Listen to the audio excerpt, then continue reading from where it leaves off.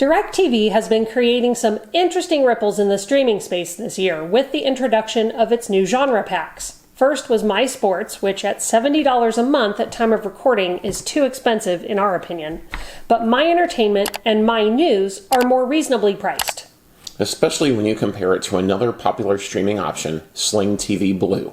In this video, we compare Sling TV Blue versus DIRECTV's My Entertainment pack on cost, channels, and features to help you decide which is the better option for streamers who aren't wed to sports. Let's start with cost. At time of recording, DIRECTV My Entertainment costs $34.99 a month. Sling Blue is currently priced $11 higher at $45.99 per month. At time of recording, they're running a promotion that takes the cost to $35.99 for the first month, but afterwards it reverts to a higher monthly fee. It's pretty clear that on price point alone, DIRECTV wins here. But let's look at what you get for that cost, specifically what channels are included with each plan. Right off the bat, My Entertainment has a compelling inclusion. You'll get subscriptions to Disney+, Hulu, and Max ad-supported plans at no additional costs. But back to channels with My Entertainment, you'll also get 42 other paid channels and more than 90 fast channels that are included in DIRECTV free. Of those 42, you'll get a mix of cable and news networks including A&E, CNN, E, all the FX networks, HGTV, Magnolia Network, and more.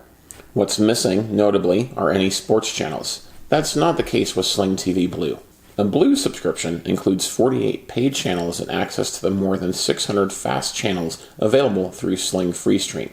Comparing the channel lineups offered by each reveals a lot of similarities and some notable differences. Overall, there are more popular cable networks in the Sling Blue lineup, and importantly for some streamers, some sports channels.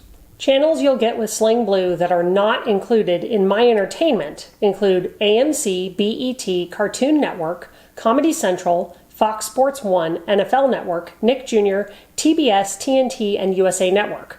You'll also potentially get ABC, Fox, and NBC if you live in a market where Sling carries them. However, that availability is limited. Yeah, and the fact that My Entertainment does not include any locals isn't a deal breaker if you can get your locals through an antenna, something we highly recommend as a way to keep your monthly streaming costs down. Definitely. Now for channels included with My Entertainment that are not included with Sling Blue. You'll get Animal Planet, CNBC, Freeform, and Magnolia Network. And both plans let you further customize your channels with additional channel add-ons. We think the inclusion of some popular sports networks makes Sling Blue a more well-rounded offering, but you'll pay an extra $10+ a month for those networks. And if you don't need sports and don't watch those channels we mentioned, you won't miss them and you can save money.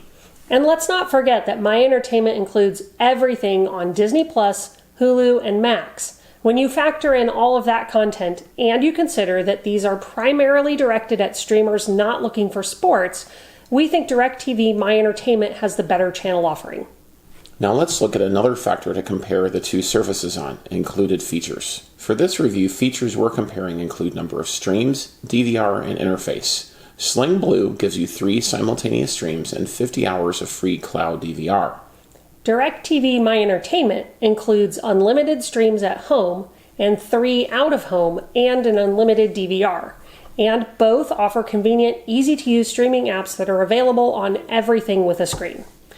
Sling's home screen features large tiles of content followed by rows of content organized by genre and category.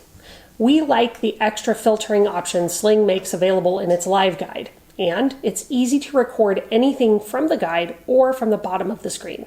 We also like the channel surfing feature available in Sling. It allows you to see a list of channels on the left that you can scroll through. Stopping on one brings that channel content up full screen. Yeah, it feels like the app is testing out some new interactive features, as there was also an option to run sports scores over content on the side of the screen. You could cycle through sports leagues and select one of the box scores to bring up the game, or a way to pay to watch it.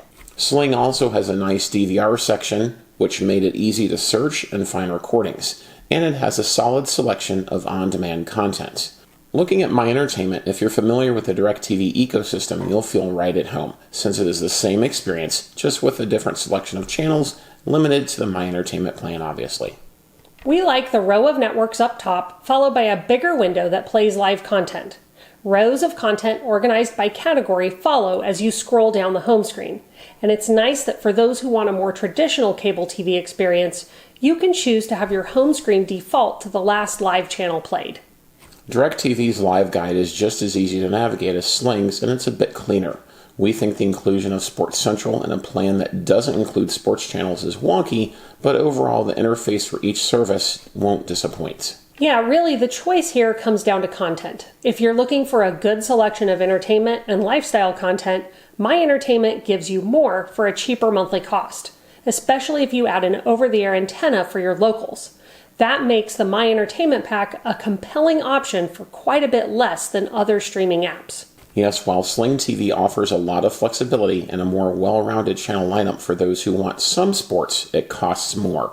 And if you don't want sports, you're going to pay more for channels you don't need. If you don't need sports, the MyEntertainment pack is a better option. So, what's the bottom line? Which app wins for non-sports fans? The answer is DIRECTV MYEntertainment.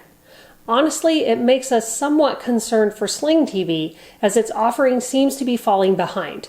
They should take a cue from what DIRECTV is doing right now with its genre packs and step up their options. Maybe even coming out with a new, less expensive non-sports plan. It will be something to keep watching for sure and see what changes Sling TV makes to try and close ground and remain a leading affordable streaming option. What service do you think offers the better deal to streamers interested in entertainment content? Let us know in the comments below. And if you haven't already, don't forget to like, subscribe, and turn on notifications so you can get all our latest news and reviews when they drop. Thanks for watching, and we'll see you in our next video.